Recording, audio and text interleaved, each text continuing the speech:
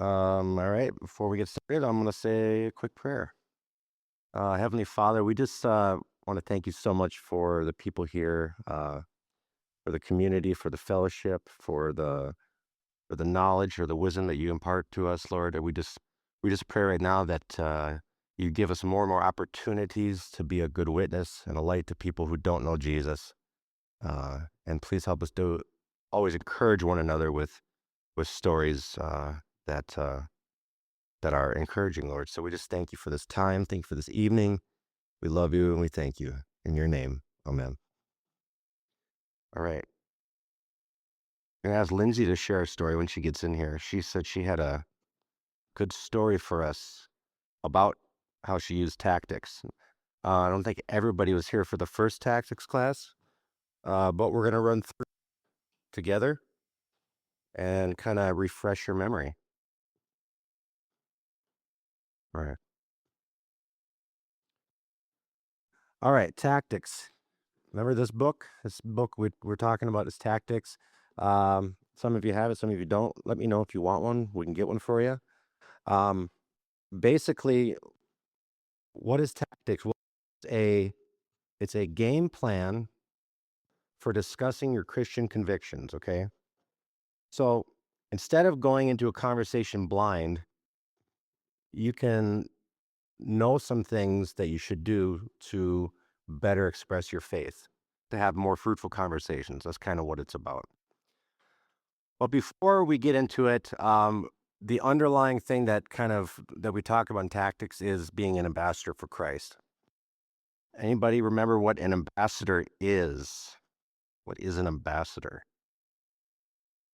Representative? I heard a representative. Very good. So typically it's a diplomat sent by a country as its representative to a foreign country.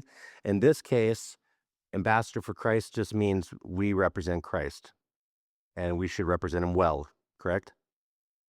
Right? Because people don't typically see Jesus. They see Jesus through us, but if we're a bad representative, then that means people think poorly of Jesus. Okay? So a good ambassador for Christ needs a few things. Okay? A good ambassador needs knowledge, wisdom, and character. Knowledge, I'm sure you all know, is stuff like scripture, right? You can explain the gospel.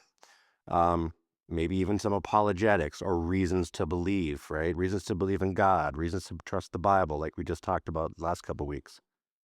Um, but not just those things. You should also know about the person with whom you're speaking to, okay? Knowledge is huge, but knowledge by itself is not enough, okay? We need wisdom. Wisdom is knowledge in action. Very good. I said it's how you apply your knowledge, so it's the very same thing.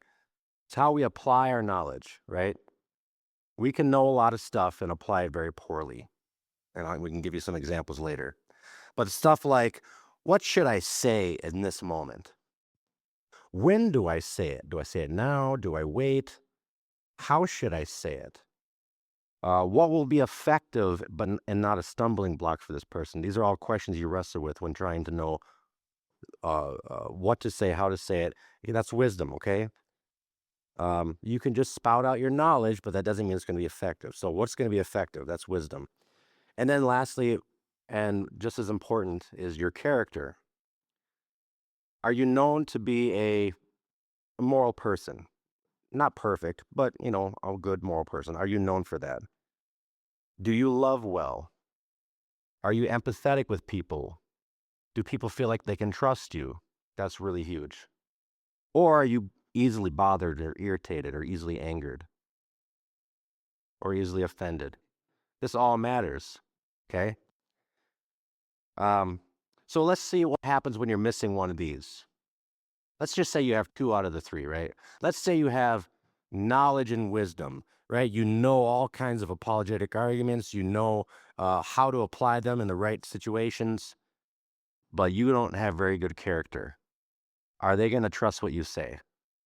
Probably not. So doesn't matter how much knowledge and wisdom you have, your character is going to be the determining factor of whether they receive it. Without love, you're like a loud gong or a clanging cymbal, it says. Very good. Good example. All right, well, let's say, okay, fine, we have character. We got good character. Let's say we have knowledge, all this knowledge and good character, but we are ineffective because we say things at the wrong time. We say them in the wrong way, right? It's not going to be received very well. Okay? You need wisdom. And let's just lastly say we have wisdom and character, but no knowledge. Again, no knowledge means you can't articulate the gospel well, you can't defend your faith well, all those things. So you need all three to be an effective ambassador for Jesus. Does that make sense? Any questions? Hmm. Yeah, that's a good point, because the point I would make from that would be, even if you do have knowledge, wisdom, and good character, they still have to be open to what you're saying. So, I mean, this is enough for you to say, okay, I think I'm doing my part, but that doesn't mean it's always going to go through with people. Okay. So don't mistake these things for saying this is a foolproof method. No, this just means that don't be missing these, but it doesn't mean that everybody's going to always receive what you say. Does that make sense? And then we go to a verse that they reference in the book. I don't know if you can read it. I'll read it for you. Colossians 4:5-6 says, "Devote yourselves to prayer, keeping alert in it with an attitude of thanksgiving, praying at the same time for us as well, that God will open up to us a door for the word." One thing I noticed, he's saying, pray that God will open up to us a door for the word. Notice how his mindset isn't, I'm just going to shout at people. No, I'm waiting for an opportunity, a door to open. That's wisdom. And then he says, that we may proclaim the mystery of Christ, for which I have also been imprisoned, that I may make it clear in the way I ought to proclaim it. So he says in verse 4, verse 4 is not up there, I'm reading before this, but he says, that I may make it clear in the way I ought to proclaim it. He wants to make it clear. He doesn't want it to be confusing. Now we get to verse 5. Conduct yourselves with wisdom towards outsiders. Wisdom towards outsiders, meaning non-believers. Making the most of the opportunity. So you have an opportunity, that door's open, make the most of it. Don't waste it. And then it says your speech must always be with grace, as though seasoned with salt. What does that mean? Your speech must always be with grace, as though seasoned with salt. What do you think that means? Tasteful. Yeah. Tasteful.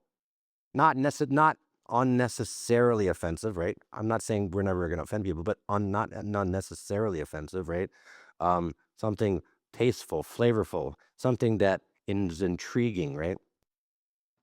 So that you will know how you should respond to each person. Each person means that not everyone necessarily needs the same thing.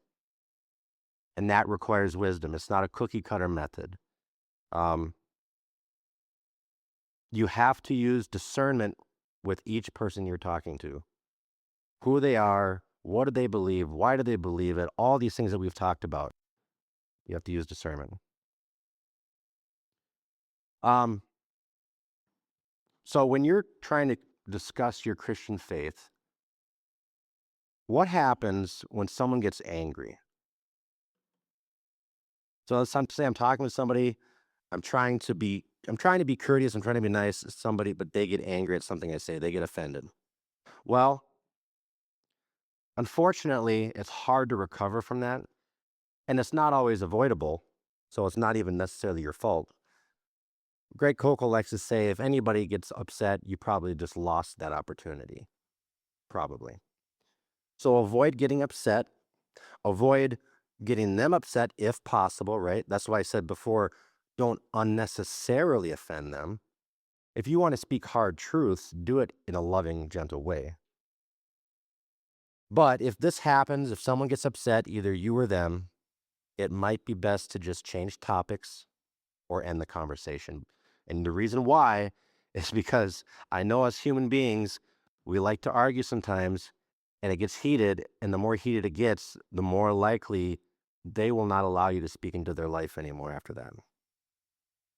So, the wisest thing to do would be to change topics or end the conversation if that happens. And just say something like, hey, I'm sorry. I notice you might be getting upset here. I didn't want to upset you. We can change topics, or we could have this conversation different time, or whatever, something like that.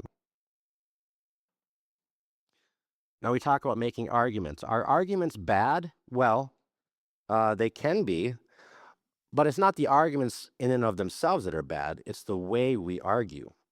Okay. If you want to just define an argument for what an argument is, this is what it is. It's a reason or a set of reasons given with the aim of persuading others that an action or idea is right or wrong. Now, I think that can be a good thing. Do we not want to persuade people that an action or idea is right or wrong? I hope so. I mean, you can think of a lot of issues out there in the world that are things that are evil, right? You want to persuade people that they're evil. So an argument by itself is not a bad thing. It's the way we argue. Do we get heated? Are we argumentative, so to speak?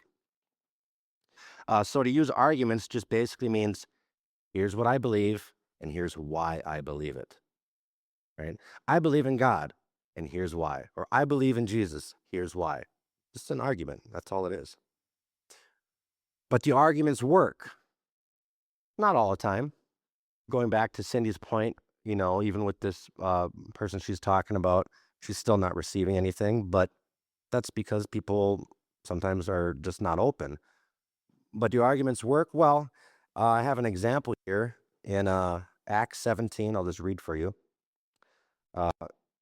So now it says, now when they had traveled through Amphipolis and Apollonia, they came to Thessalonica. This is Paul and his traveling companion here, where they came to Thessalonica, where there was a synagogue of the Jews. Okay, synagogue. There was Jews in there, and according to Paul's custom, he visited them, right, the Jews in the synagogue, and for 3 Sabbaths, so not just one, not just two, but for 3 Sabbaths, he reasoned with them from the scriptures. What do you think it means to reason with somebody?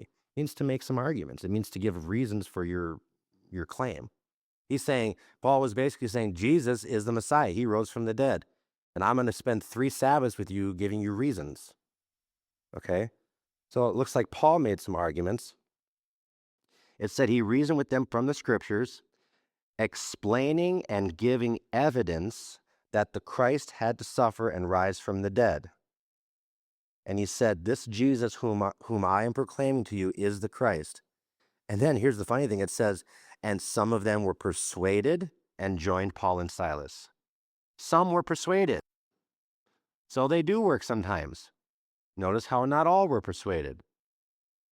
Don't beat yourself up if you're doing your best to try to convince somebody and it doesn't work. It didn't work with Paul. It didn't work with Jesus all the time because people have the freedom to resist. That makes sense? So can you,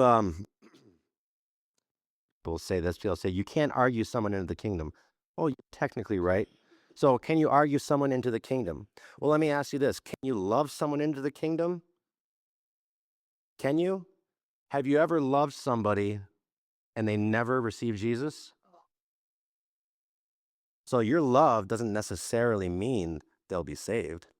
Just like your arguments, even if you have perfect arguments, doesn't necessarily mean they'll be saved. So arguments don't bring someone into the kingdom. Love doesn't do it. But you know what? It actually depends on if the Holy Spirit's working in their heart. Is their heart soft enough to receive a truth from you? So this depends, right? I like what Greg Koukl says. This is really good. I like it. He says, without God's work, nothing else works. But with God's work, many things work. So without God's work, your love and your arguments do nothing. But with God's work, some people might need you to just love on them. Some people might need you to give them answers to hard questions. Again, be discerning on what they need. According to Colossians 4:5-6, you need to know how to respond to each person. but God is the one that does the ultimate work. And now in this book, Tactics, he says, I want you to have a modest goal. And when we talk about evangelism, typically we talk about um, proclaiming the gospel to somebody and saying, do you receive Jesus into your heart, or some form of that. That's typically what we think of, and that's fine, but that would be more like harvesting. In other words, they're ready for the harvest. Their hearts are right on the edge, and they need that nudge. But a lot of people are not even close to the harvest. In other words, their hearts are far, far from God. And that's where we need something called gardening, which we'll talk about. But in the book, it says, I want you to have a modest goal. I don't want your goal to necessarily be, I got to lead them to the foot of the cross right now in this conversation. If that happens, great. But if it doesn't, don't beat yourself up. Instead, the goal, he said, should be to put a stone in their shoe. A stone in your shoe feels like a giant boulder, even though it's really tiny. And half the time you can't find it when you take your shoe off, right? But the point is that you want to leave them with something that when they walk away, they can't stop thinking about what you said or something you said, because our goal is to make people think. A lot of unbelievers do not think about topics like this. A lot of unbelievers don't think about God or Jesus or morality or any of the things we talk about in this class. You want to get them to start thinking. Okay? So what can I say or what can I do to make that person think? I like what Greg says. He says, how can I annoy them in a good way? Right? How can I annoy them in a good way? Could I maybe suggest an alternative to their worldview they might not have considered? So just a modest goal. So if you're in a conversation, just think about that. I just want to plant a stone in their shoe. I just want to leave them with something to think about. Okay. Also, like I said, let's think about it as gardening. In gardening, you said, Diane, you were doing gardening the other day, right? Andy was helping you.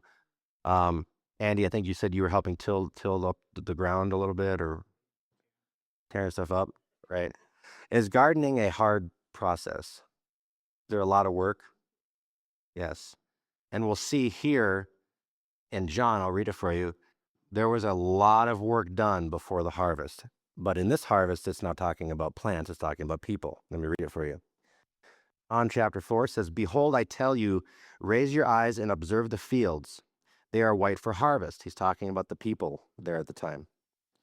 Already the one who reaps is receiving wages and is gathering fruit for eternal life, so that the one who sows and the one who reaps may rejoice together. So the one who reaps would be like the harvester. The harvester is receiving wages, gathering the fruit for eternal life. But it says the one who sows, which is different than the one who reaps, can rejoice together. It says, for in this case, the saying is true, one sows and another reaps. And then Jesus says, I have sent you to reap that for which you have not labored. So imagine Diane's garden, Diane, Josh, Andy, whoever, they did all this work. And then one day someone else comes along and takes all the fruit or takes all the vegetables or whatever grew out, right? And in the same way, this is what he's talking about. There were laborers before that sowed and laborers after that harvested, but they worked together. Okay?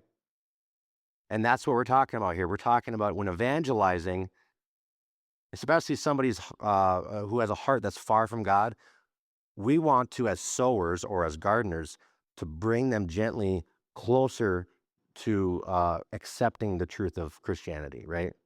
And then hopefully one day either us or someone else can come along and bring it home. That makes sense? It says, I have sent you to reap for that which you have not labored. Others have labored, and you have come into their labor. So the Bible supports this idea of sowers and reapers, or in other words, gardeners and harvesters. Okay. Before I continue, yeah, Kelly, why wouldn't it be?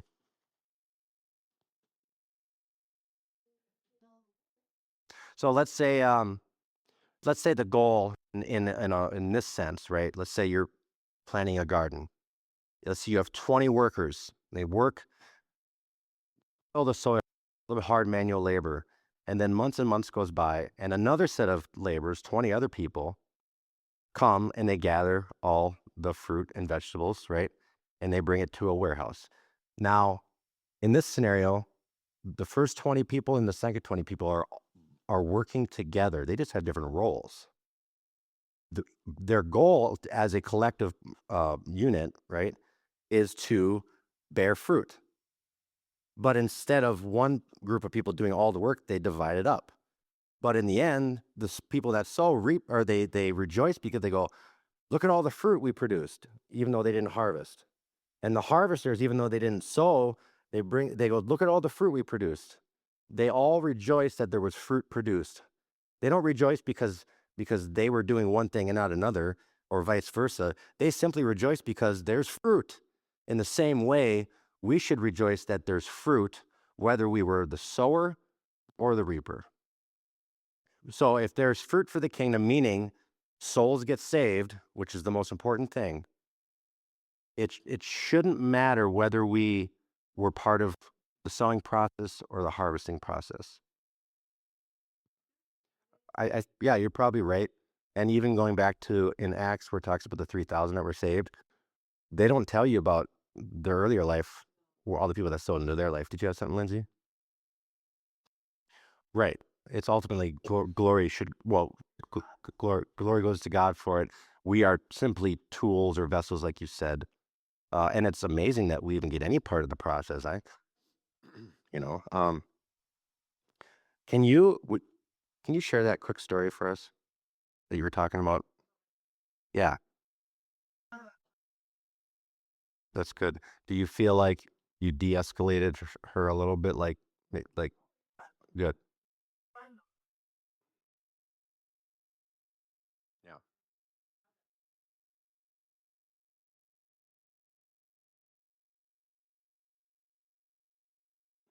There you go, bro. Good job. That's. I noticed a few things. One, not only did you not make her angry, like you brought her down if she was upset or Christians, but yep, and that's a very good tactic too. Agree with them when you can, right? You want they don't want you don't want to they don't want or you don't want them to feel like you're just against everything they say. You want to find common ground. But also you were very patient, slow to speak. Very good. Love that. Ooh, that's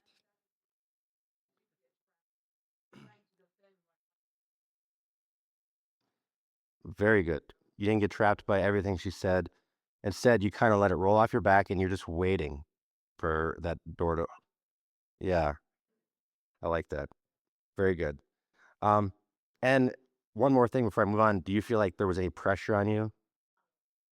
Abs- Yeah, I love it. Very encouraging. S- Um, yeah, so I asked that last question because that's part of it is we'll see in here in a minute. Uh, Asking these questions takes the pressure off of you because you're not in a situation where you have to make claims or you have to know apologetic arguments or you have to know anything really. You just asking questions. All right, Columbo tactic. So that's Columbo, right? Remember the show? He always asks a lot of questions. Um, so what is it? Well, he named it this, obviously, because of the show. But it is the tactic of asking questions in order to guide a conversation to the destination you desire. Your goal is to stay in the driver's seat of the conversation. We're not manipulating it, we're managing it. Okay, we're trying to manage the conversation. How does this help? Well, one, I'm sure you got it from Lindsay's example. You don't come across as preachy. When you ask questions, you're not coming across as preachy, right? You're not talking at them. Another reason why it's good is it takes the pressure off of you again, because especially when you don't even know how to respond, You don't have to. You could simply ask a question. Also, it protects you from jumping to conclusions and misunderstanding them. We don't want to misunderstand any points they're trying to make. We'll talk about that later, but it's called a straw man, and we don't want to do that. Protects you from jumping to conclusions. Also, asking questions buys you time to think of how to proceed further. In that conversation, she was slow to speak, which is very wise. And then even when she did talk, she probably asked some questions. She's trying to think of, how do I navigate this conversation? How do I proceed from here? Right? Some more advantages of this tactic. Sincere questions are friendly and flattering. Why? Because you're interested in what they believe. If I sit down with you for a meal and I really want to get to know you, I'm gonna ask a lot of questions. That's flattering on some level, right? You're displaying interest. Also, you'll get a free education. Um, Somebody once came up to Greg Kokel and said, "Do you have a book on uh, Do you have a book on Islam? Why do you want a book on Islam?" Well, because I have a Muslim friend and I want to know witness to them. I want to know what they believe. He says, "You don't need a book on Islam. Just ask them what they believe. They'll tell you." Um, so you don't need to be an expert to get an education on what somebody believes. Okay. You ask some questions. Another thing it does is it allows you to make progress on a point without being pushy. Okay. When you ask a question, you're not stating what you believe. You're just asking them what they believe. You have nothing to defend, right? So you don't have to come across as pushy. You're just trying to move the conversation down the line. Um, Another advantage is that carefully placed questions allow you to control the conversation in a non-threatening way. That's why I think that uh, the woman Lindsay is talking about probably de-escalated a little bit, or probably wasn't getting more angry. It was non-threatening. It can bring the intensity way down. And I had some examples last time. You can refer back to last class, but Jesus did this too. He asked questions a lot to make points. So there's a lot of advantages of Columbo tactic. Now, in the Columbo tactic, there are 3 steps. We're going to go recap the first 2 and then talk about the third one, which we didn't get into last time. The 3 steps are, the first step is you gather information with questions. You gather information. 2, you reverse the burden of proof. We'll talk about that with questions. And then lastly, the third step is you make a point with questions. And we'll show you that. Uh,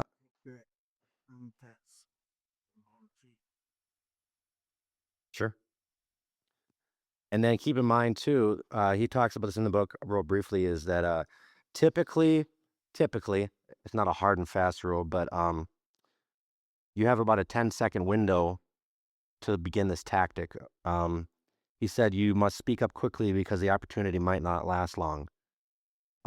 He said you might be conflicted. You might want to say something, but you're also concerned about being sensitive, right?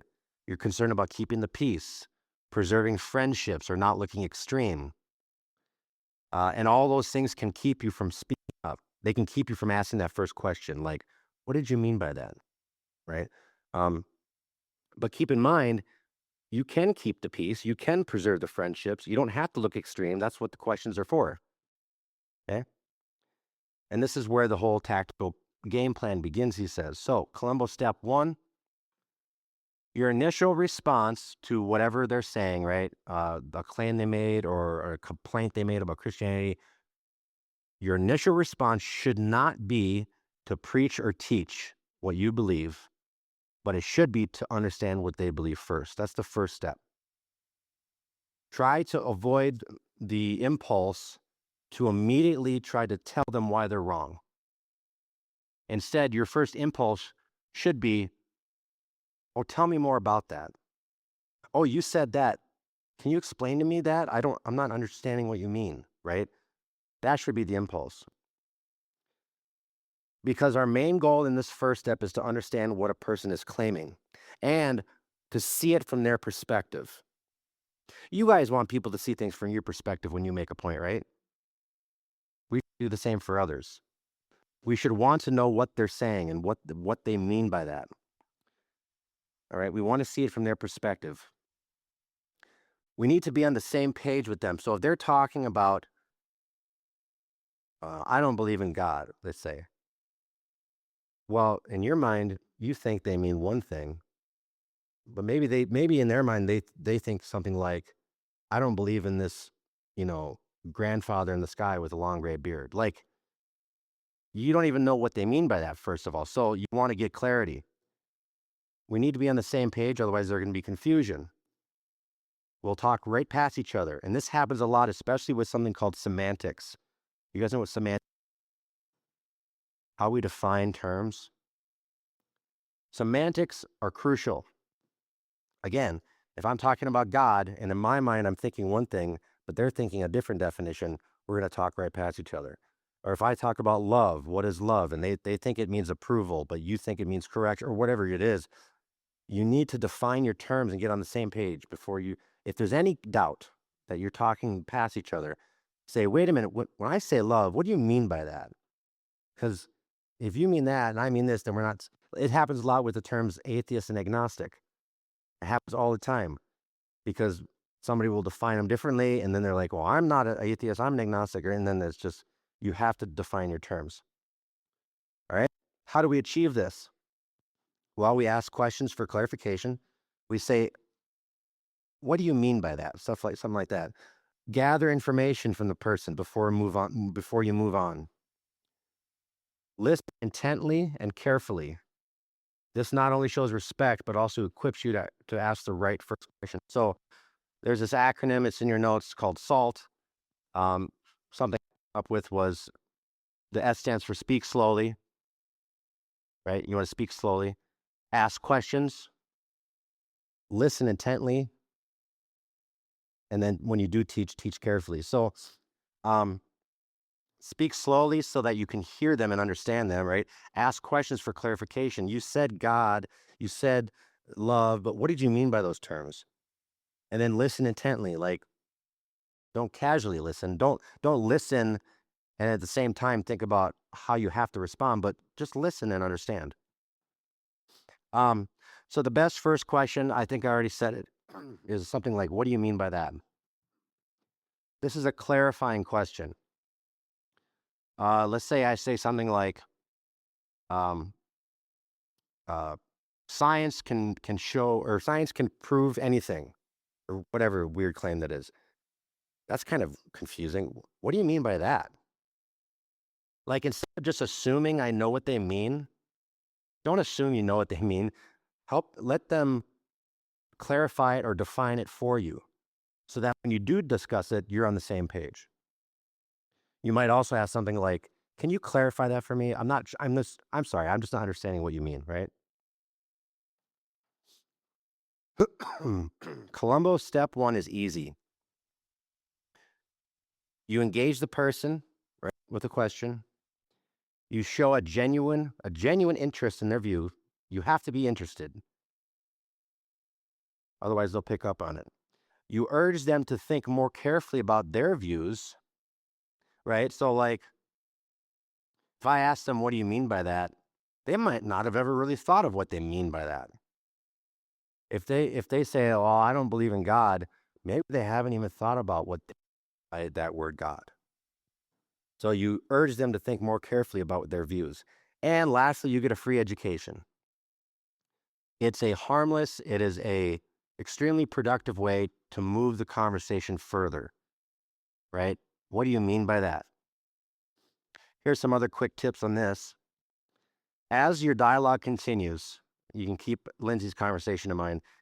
Try to gently guide it into a more spiritually productive direction, if you can, right? So you're having a conversation and they mention church, or they mention, what did you do this weekend? I might talk about how I might not say, oh, I watched a movie on Sunday. I might say, oh, I had a great time at church Sunday morning, or whatever it is. Like, trying to throw those nuggets in there to guide the conversation in a spiritual direction. Another tip is, you need clarity. If you're unclear at all, if you don't understand what they're saying, keep asking questions until you do know. You don't want to misrepresent their view. Now, I told you about a straw man. A straw man fallacy is like this. If I make an argument and then someone tries to refute my argument by refuting a version of my argument that I didn't make. In other words, they're not arguing against what I said. They're arguing against something that I did not say. And this happens a lot when you're not on the same page. So if you're trying to make a point to somebody, but you misunderstood them, you might be making a point that has nothing to do with what they said. So a straw man is basically you set up a straw man because it's easily knocked down, right? That happens when we misunderstand someone's point of view. Yeah. hmm Let me try to think of an example.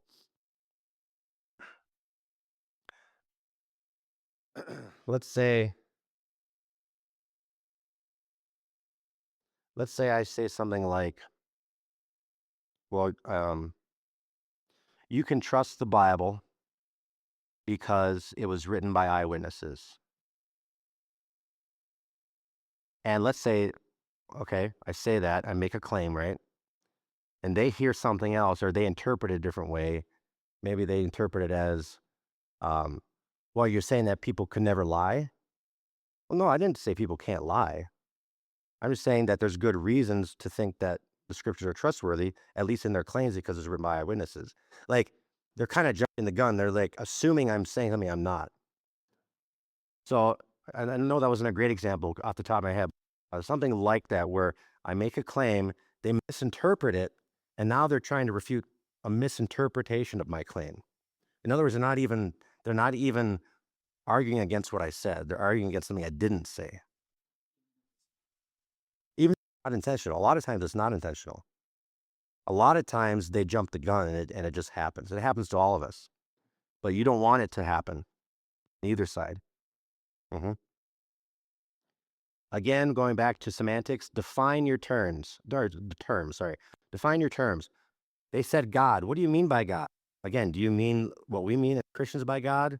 Eternal, omniscient, omnibenevolent, all those things. Do you mean that, or do you mean that Santa Claus in the sky type figure? Religion. What do you mean by religion when you say that? Moral. What what do you mean when you say moral?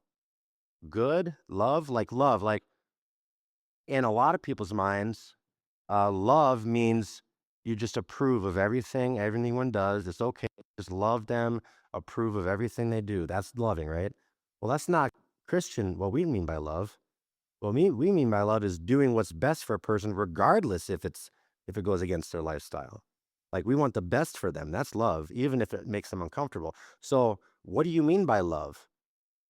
Because if they're saying you should love people and I'm saying you should love people, but they mean a different thing, we're not speaking the same language. Also, you need to clarify for their sake too. They might not even know what they mean. They might not have thought that deeply about it. And people repeat things like slogans they've heard.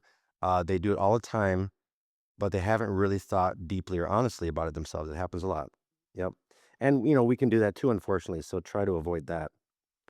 Um, and don't be surprised when you ask the question, what do you mean by that? Right? They're talking and you say, what do you mean by that? Don't be surprised if they look at you like this, like a deer in the headlights. And my friend was talking about earlier. That's a good, that's a good, yeah, that would be a good thing to probe. Anyways, so don't be surprised when they look at you like a deer in the headlights, like, what do you mean? What do I mean? Like, what? They've never thought about it.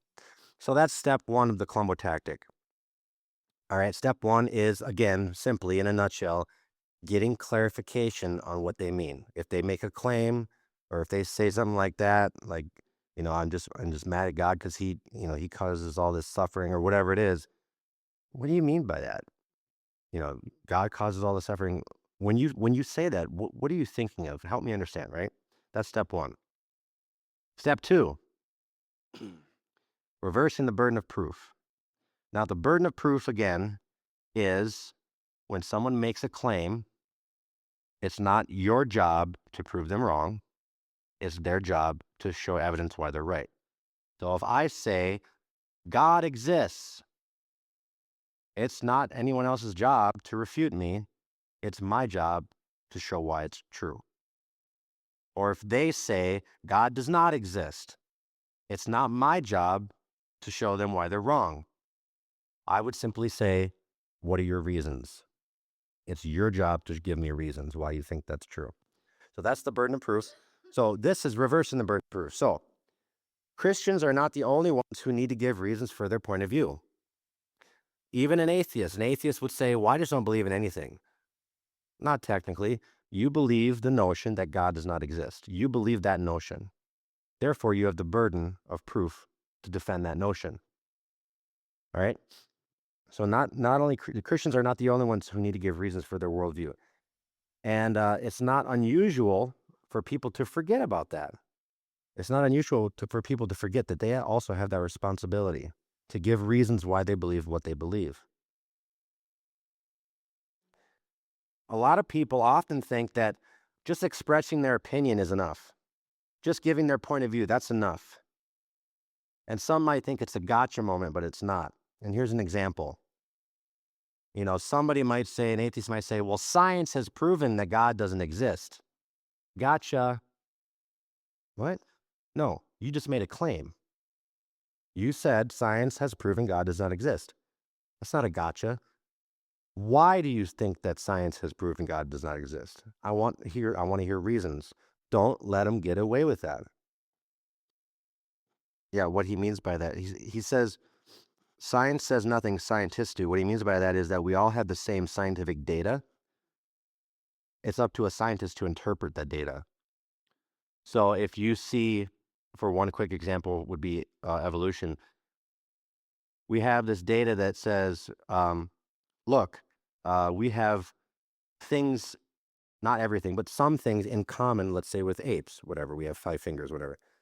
Well, you could interpret that as, well, they're our common ancestor, or you could just as easily interpret it as, well, that's because God designed it that way. So the data is the same, the interpretation is different. So you're right.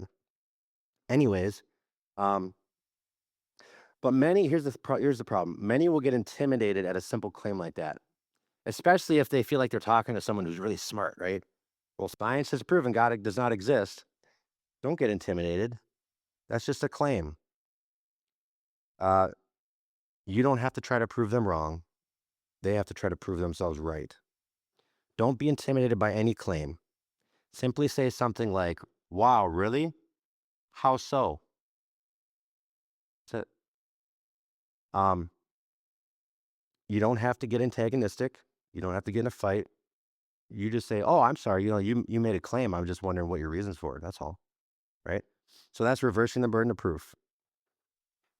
There's a difference between an opinion and an argument. Okay? An opinion or a claim is just a point of view, right? I like vanilla ice cream, or those speakers are loud, or I'm just making an opinion about something.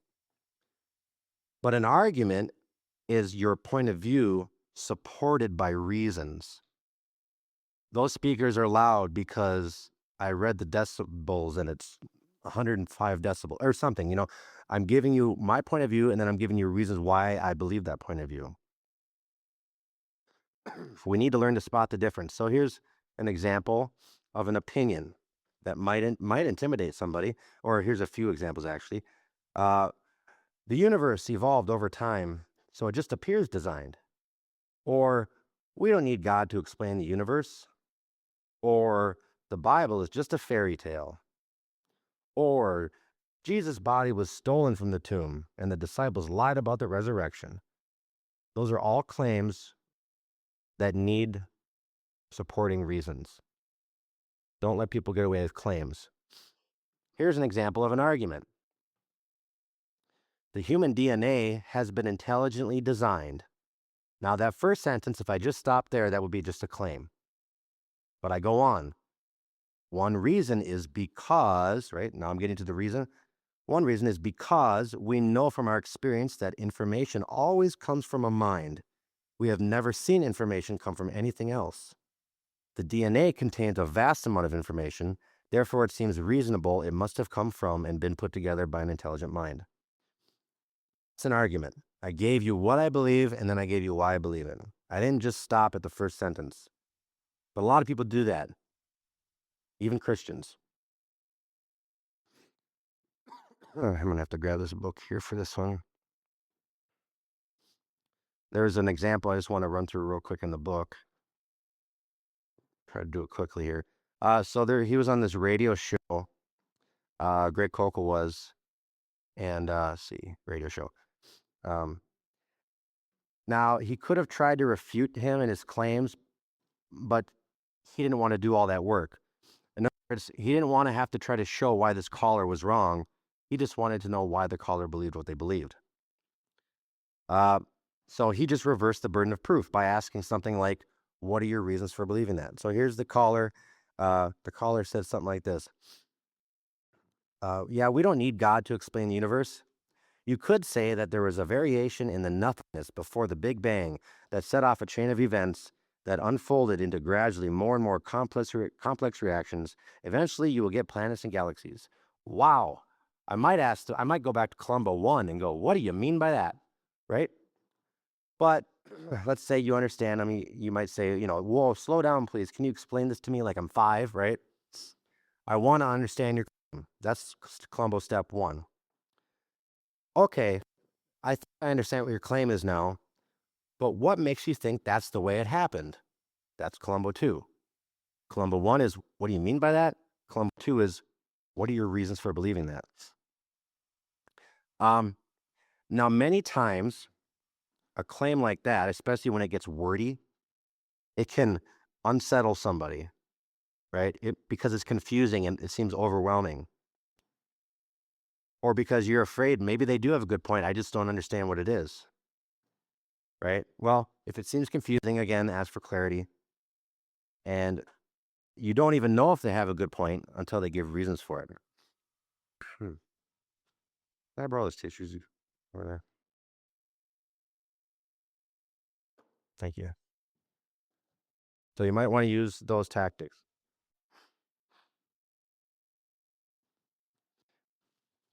Sorry. All right. A person needs reasons for their assertion. They can't just get away with telling a fancy bedtime story. All right. Don't let the fancy language or the wordy sentences unsettle you, and don't let them off the hook when it comes to giving reasons for their claims. Greg Koukl says, no more free rides. All right. I like what this is not off topic, but it's just something I thought of. There's another. He's actually a mathematician, but he's a Christian mathematician. Another famous apologist. He says, nonsense is still nonsense, even if spoken by an intelligent atheist. In other words, I don't care how intelligent you are. You can't just make claims and get away with it without giving reasons. All right, here's some examples of Columbo step 2 questions. You could ask something like, how did you come to that conclusion? Or you could say, why do you say that? Or what are your reasons for holding that view? Or what makes you think it happened that way? Or I'm curious, why does that idea seem compelling to you? Now, a lot of people will get caught off guard, and some will admit they don't have any reasons for their view. Then what? Well, you might say something like, why would you believe something that you have no reason to think is true? Again, going back to sometimes people just quote slogans they've heard. And this is a good way to draw it out whether they actually have put any thought into it. All right, again, going back to the burden of proof. Who has the burden of proof? The burden of proof lies on the person that makes the claim. If they make a claim, they have the burden of proof. If you make the claim, you have the burden of proof. Reject the impulse to counter every claim. Remember, like I said earlier, if they say something, they say, God does not exist. Don't go, yes, he does, and here's why. Don't do that. Wait. Let them, one, that's going to probably raise the tension. And two, you're letting them get away with a free ride here, right? So reject the impulse to counter every claim. It's not your job to defeat their claim yet. It's their job to defend it. Again, this is true for you too, so be careful when making claims. They must be able to explain why their view or their claim is more probable than yours. We are justified in believing an explanation that has better reasons to support it. So always ask yourself this: did they just give me an argument or just an opinion? They say something, you go, wait a minute, was that an argument? Did they give me reasons or did they just make a claim? They just made a claim, then you have to go to Columbo 2.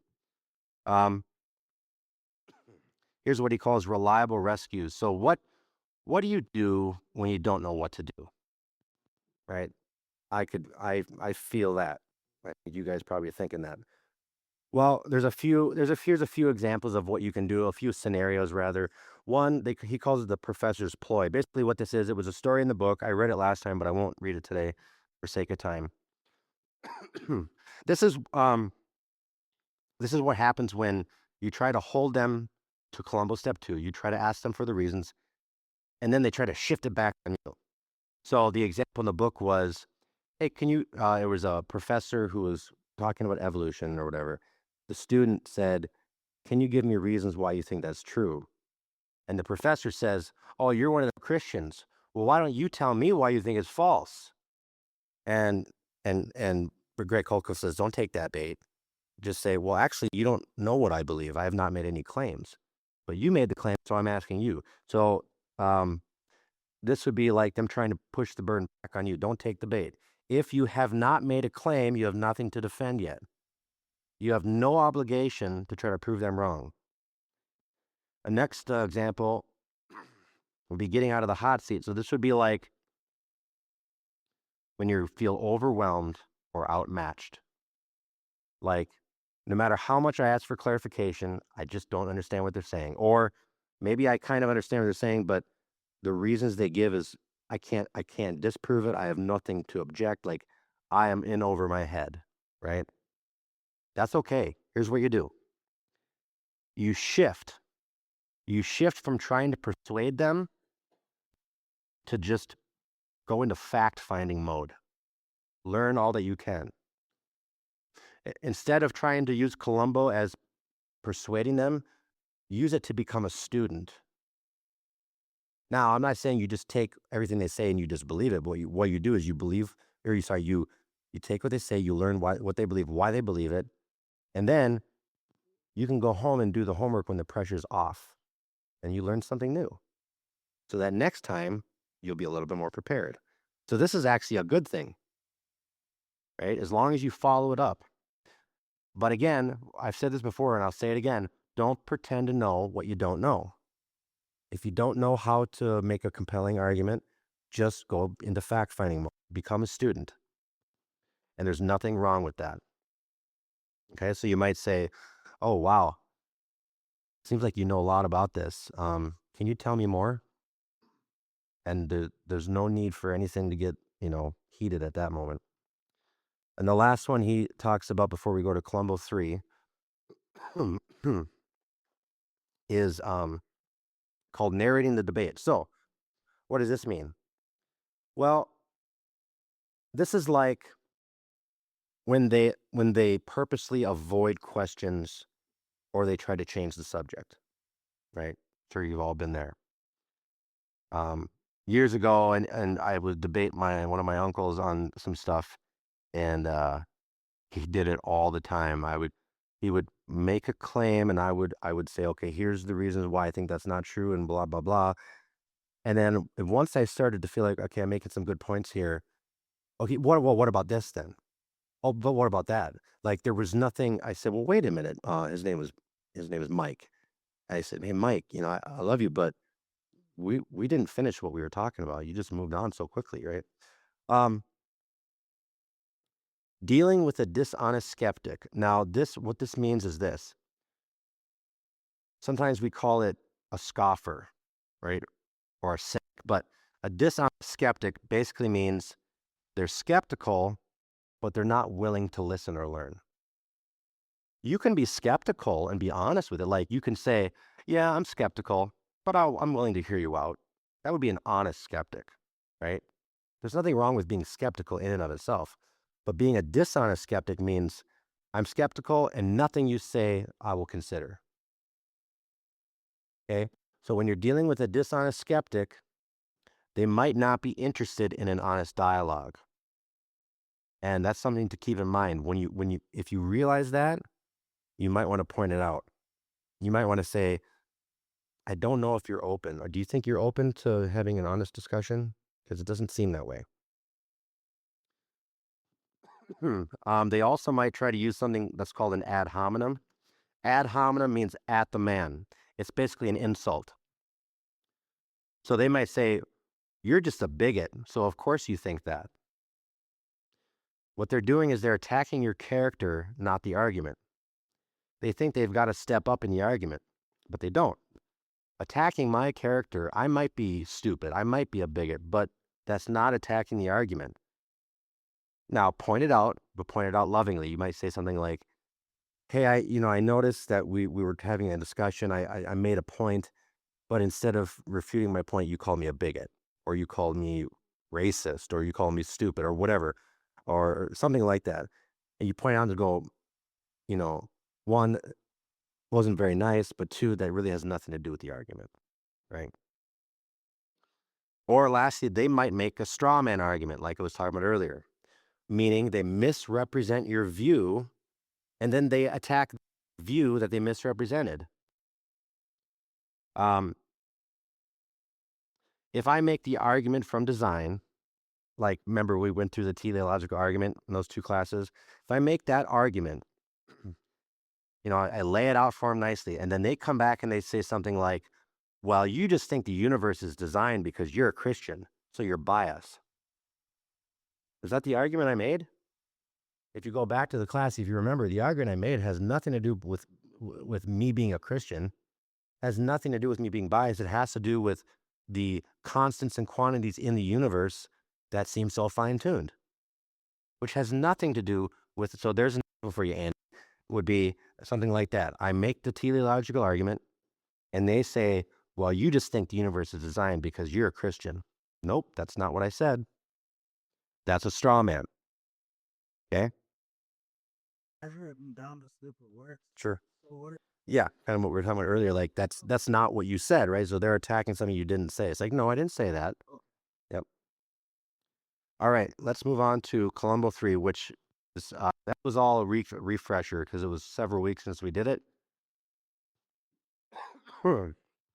So after you've done Columbo 1, meaning, and the more you understand this, the more it will feel natural. But you get clarity, right? What do you mean by that? What do you mean by God? What do you mean by love? What do you mean by what you said?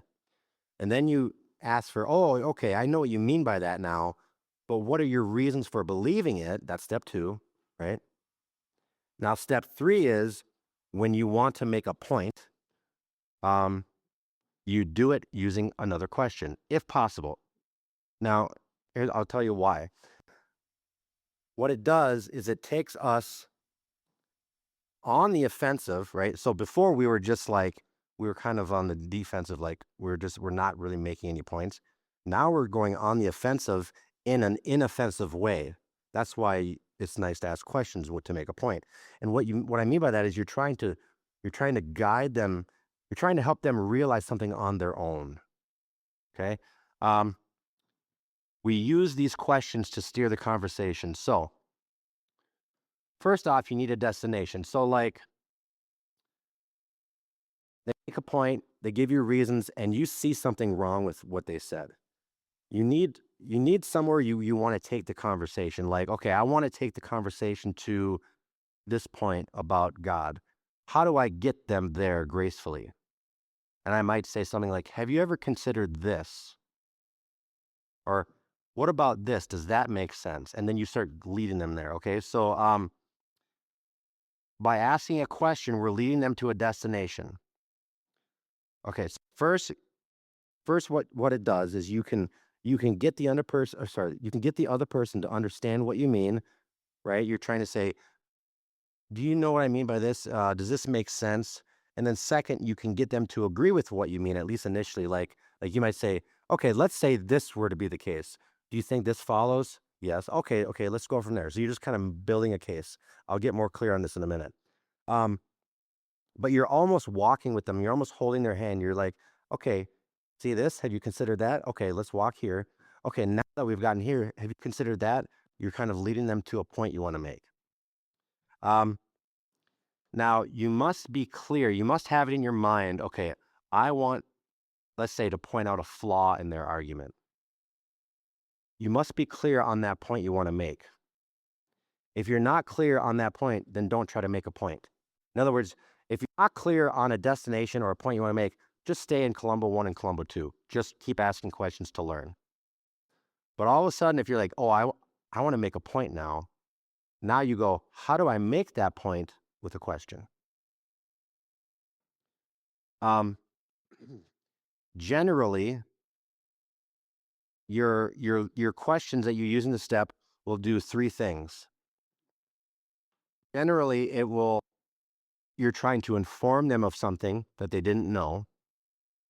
You're trying to persuade them of something that you believe, or you're trying to refute something that they said. Generally, those are the three you're trying to accomplish with Columbo 3, right? You're either trying to give them new information, convince them of something to be true, or refute something they said. So what do you want to do? Do you want to convey new information, make a point, or expose a weakness in their claim? Using questions allows the person to come to the conclusion themselves. So it would be like, that's what Jesus did. Should we pay taxes to Caesar or not? Instead of saying yes or no or whatever, he asked them a question. Whose image is on the coin? And he uses it to make a point later on that, okay, that's Caesar's, that's God's, give to each, who was owed it, right? So you use your questions, because they're non-threatening, to make a point, rather than just saying it and then they just take your word for it. Like, you can do that. You can say, well, I think you're wrong, and here's why. You could do that. But I think can be a lot more effective if you get them to realize it on their own. And you do that through questions. There'll be some examples here. So here's an example. I'll just get to real quick. C90. Yep. She made you realize something by pressing you with questions that you might not have otherwise realized. Yeah, 6 months. Just yes. Love her. I love her for it. Probably doesn't take that long. Yeah. So here's an example from the book. Let's see. Of him using Columbo 3. So this was what was it? A woman that he came across, a college student. She was perplexed by the idea that others were lost apart from trust in Christ. Okay. She said, what about someone who believes in God? What about the person who is sincerely following his or her own religion and is trying to be the best person they can be? Okay. Greg says, I hear all these kinds of questions from non-Christians all the time, but I also hear them from people that proclaim to be believers as well, right? This idea that, what about all the other people that are trying to follow their religion faithfully? All right. So he said, I suspected this woman, her name was Shannon, already knew enough to answer her own question, but I had to put the pieces together for her. And here's how he did it. He asked a question. He says, why should anyone become a Christian in the first place? You and I are Christians. What benefit does putting our trust in Jesus give us? She said, well, Jesus saves us. I asked, from what? He saves us from our sins. Right. You might say we have a spiritual disease called sin, and Jesus did something on the cross that heals the disease. She agreed. He said, can simply believing in God heal that disease? After thinking, she said no. Can trying our best to be a good person heal it? Or being really religious, or even being sincere? Can any of those things forgive our sin? She shook her head no. None of those things could take away our sin. He said, we'd still be dying from our spiritual disease, wouldn't we? She agreed. He said, I just connected the dots for her. He said, if religion or sincerity of doing our best cannot save you and me, then how can any of those things that save someone else? Either Jesus rescues us by taking the punishment for our sin on himself, or we are not rescued and have to pay for our own crimes. It's no more complicated than that. He said, I gave Shannon no new information. I simply reminded her of things she already knew, but had not related to her concern. He kind of put the puzzle together for her. The questions he asked, he didn't ask a question every single time, but he asked a lot of them. And his whole thing was there. How can I get, remember, he has a destination in mind. How can I get her to this destination? The destination is how can I take what she already knows to see that apart from Christ, you cannot be saved? That was his destination. Now he goes, now how do I get her there? And he used questions to get her there, to get her to realize something, like you said. Okay. But he knew beforehand the point he wanted to make. That's why I said earlier, make sure you know beforehand the point you want to make before using this step 3. Right? Turning the tables.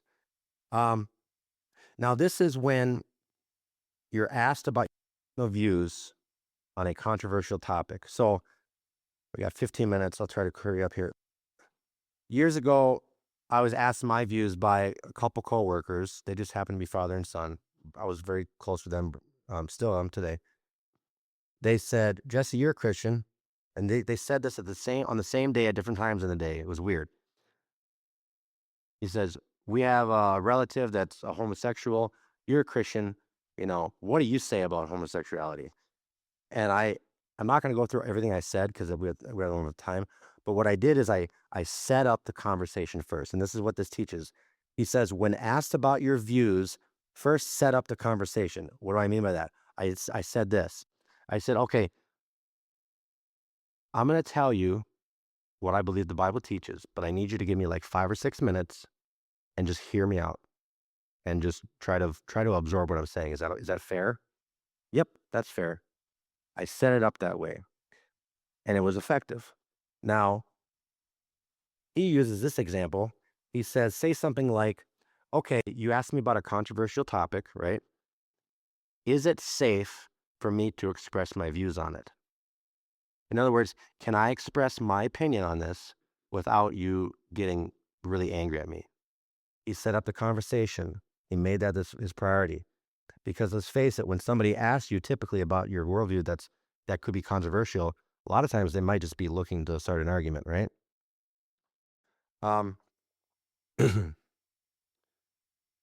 So on page 100 here, see, just a quick example.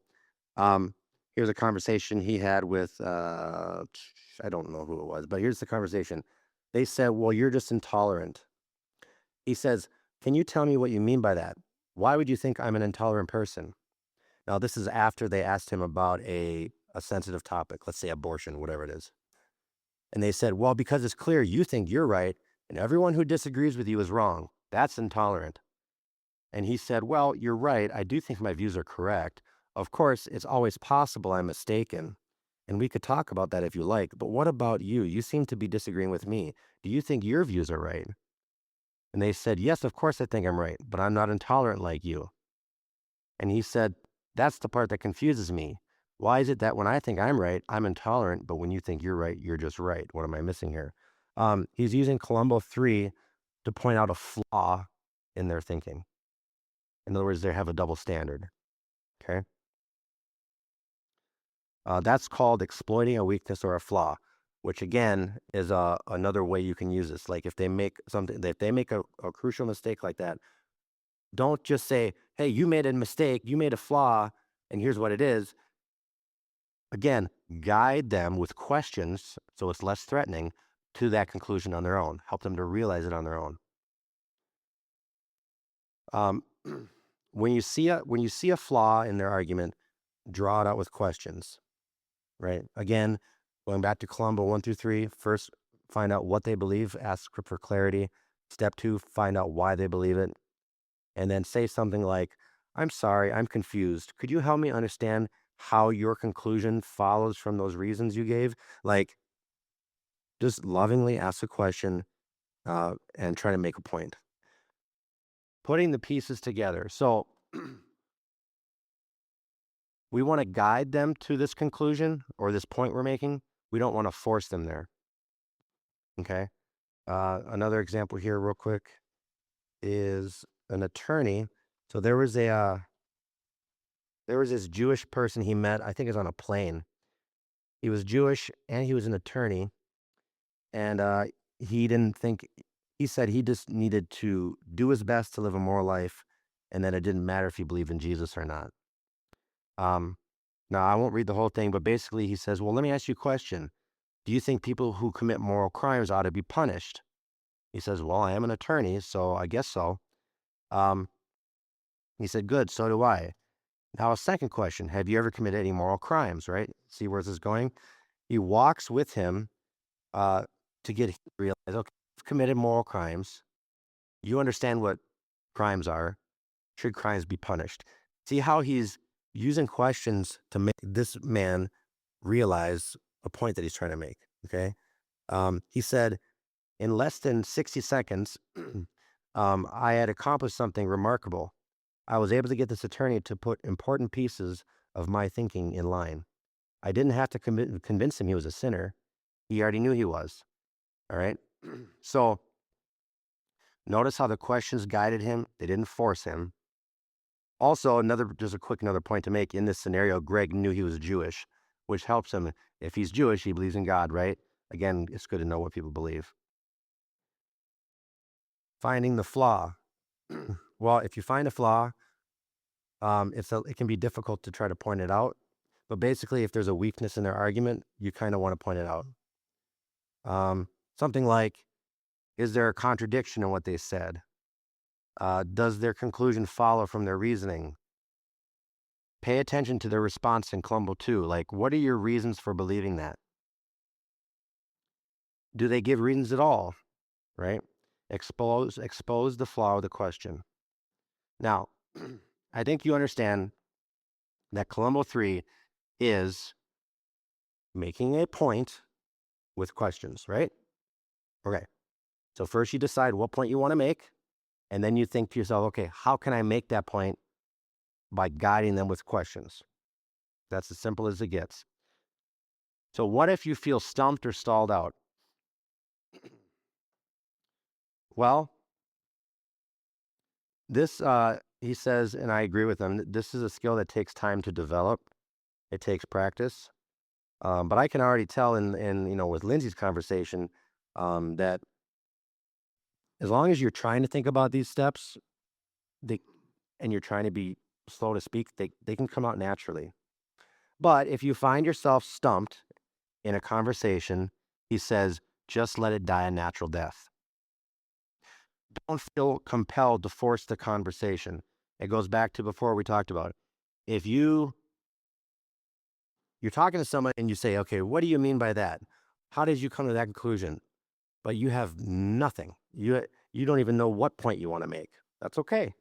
You don't have to. Let the conversation die a natural death. And I think that's hard for a lot of us as Christians, especially when we feel like, oh, I should have said something. I should have done something. Let me tell you this. It's better to not say something than to say something foolish. Okay?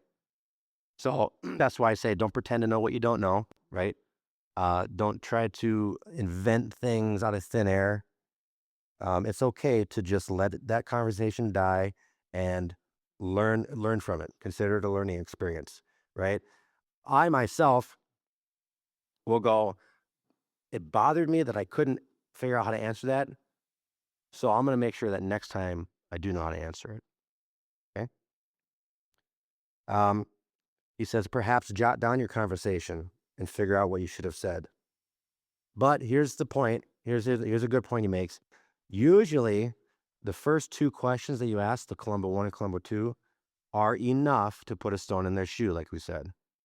And that's all our goal is. Remember, we have a modest goal of putting a stone in their shoe or getting them to think. So we don't necessarily have to make some amazing point at the end, right? Simply by drawing it out of them makes them think. Okay? So don't feel like you have to go to step 3. Innocent as doves. So this step 3, takes us on the offensive in an inoffensive way. But the danger is that we might come across as offensive. We don't want to do that. Right? We want to go on the offensive in an inoffensive way. We want to be able to point out a weakness, but we don't want to seem pushy, condescending, or smug. Right? Matthew 10:16 says, I am sending you out as sheep in the midst of wolves. So be wise as serpents, and as innocent as doves. That's what we're talking about here. Being wise as a serpent, or knowing the tactical game plan, as he calls it, but also being innocent as doves. Some Columbo 3 questions. I had some more examples in the book, but I don't have time to go over them. Use humble phrases like this. It seems to me like, right? Instead of saying, well, this is how it is, you say, well, to me, it seems like this. That's a more humble way of phrasing a question or a statement. Or another way you could say it would be, I could be wrong. However, in my personal opinion, right, you're phrasing things in a way that's humble. Or lastly, you could say, it's my understanding that blah, blah, blah, blah, blah. That's another thing to keep in mind when you're trying to make a point. Yeah. And make sure that, one, you said something like you're admitting that you could be wrong, or this is from your perspective, instead of being like, no, this is how it is, right? The way we say things matter, especially as far as how someone will receive it from us. This protects you, right? It protects you from any serious accusation, at least, of being mean or argumentative. You can go back and say, well, I was just telling you my opinion. I said it nicely. I said, this is my understanding. It seems to me. I said I could be wrong, stuff like that. But what it also does is if there's anyone else around, whether they're looking online or they're in the room, it gives you the upper hand. Because usually when somebody's going back and forth, the more humble one will stand out as, I don't want to say the winner, but they'll stand out in a good way. Okay? All right, I'm going to run through this like a steamroller. Steamroller, we talked a little bit about it. So one thing is that good arguments don't always work. We talked about that earlier. Jesus, Paul, and Peter used arguments, but there's no perfect argument that always compels everyone. There's some reasons why good arguments fail. One, people have emotional reasons to resist good arguments, right? They might have this idea of hell that they just don't like, so they don't want to listen to you. Or they have this idea that God causes evil and suffering in the world, and they don't like it, so they don't want anything to do with it. Or they don't want moral accountability, so they won't hear you out. So don't beat yourself up if people resist the reasons you give for Christianity. Again, people often are dishonest skeptics. In other words, no matter how much you give them, they just don't want it to be true. Okay? People can simply be rebellious. John 3:19 says that the light has come into the world and people love the darkness rather than the light, for their deeds were evil. Okay, so that's biblical. But a steamroller. So what is this, real quick? A steamroller is a person who tries to overpower you with their personalities, words, and objections. Right? Like a steamroller on the road, they just keep coming at you, right? Their defining characteristic is that they constantly interrupt you. They constantly change subjects or pile on objections after objections, but never really or genuinely listening to what you have to say. This can be very disheartening and frustrating. Some are more distracted than discourteous, meaning that he calls them benevolent steamrollers. Who are overly excitable, but they're not hostile. So like they just got so much to say. They're not doing it in a mean way. They just got so much on their mind. You still want to point it out, but they're not being like somebody who just doesn't care what you say. So there are different types, but in a nutshell, a steamroller will just keep talking over you. Now, since steamrollers are so aggressive, you must manage them aggressively, but you don't want to be rude. So we'll just wrap this up and we'll say, here's the 3 steps. Steps to stop a steamroller. The first thing you do is you stop him or her and you just lovingly point it out. You say, I noticed, we were having this conversation. I was trying to finish my point, but I noticed you jumped in and I couldn't finish my point. Would it be okay with you if I finish my point before you start? Oh, sure. Okay.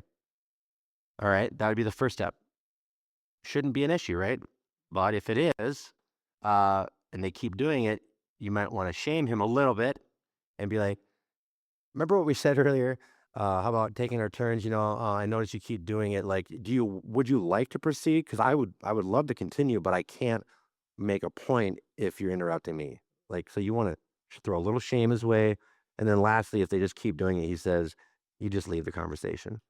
You say, okay, I don't think this is gonna be very fruitful. I can't get my point in. So, it's just best that we end the conversation. So avoid steamrollers and avoid steamrolling yourself, right? Give people the time to speak what's on their mind. Wait for an opening before you jump in. And then lastly, what if someone uses Columbo on me?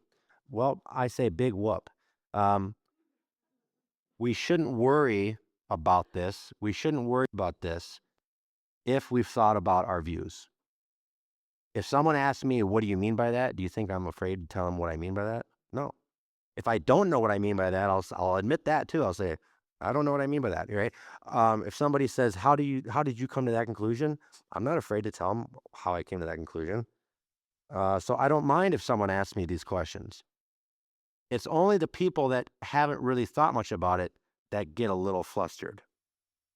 So, so think about the reasons why you believe these things. Um, if you are worried about them using this tactic, then maybe there needs to be some homework that's done. That's where apologetics can come in and a good understanding of scripture. Okay. So if you're prepared, you shouldn't be afraid of this. It's a good tactic to use. It's effective. And it keeps the conversation hopefully non-hostile, which again is part of the process of pre-evangelism, as we call it, or gardening, where um, if you upset them too much, you won't have an opportunity in the future probably to speak into their lives. Does that make sense? Okay. So we're done here for today. If you have any questions, you can ask me after or message us in the group. 2 more weeks. Next 2 weeks are on the resurrection, how we defend the resurrection. This is probably the most fundamental argument that we go through, obviously, because this is what our faith hinges on, the resurrection. We'll go through that. We'll go through objections, 2 weeks of that, and then we will end with a pizza party after that. So we got 3 weeks total. If you can't make them all, that's fine, but that's it. I will end with a prayer and get going.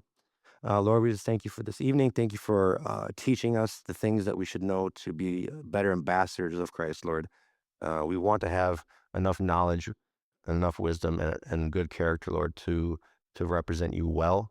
And we're always growing. We're never going to be perfect, but by your grace, Lord, with your help, we can continue to do better and better. So we just pray for these things. We pray for more conversations in the future for us to have with others to practice what we've learned, Lord. And we just give you the rest of this night. We pray this in Jesus' name.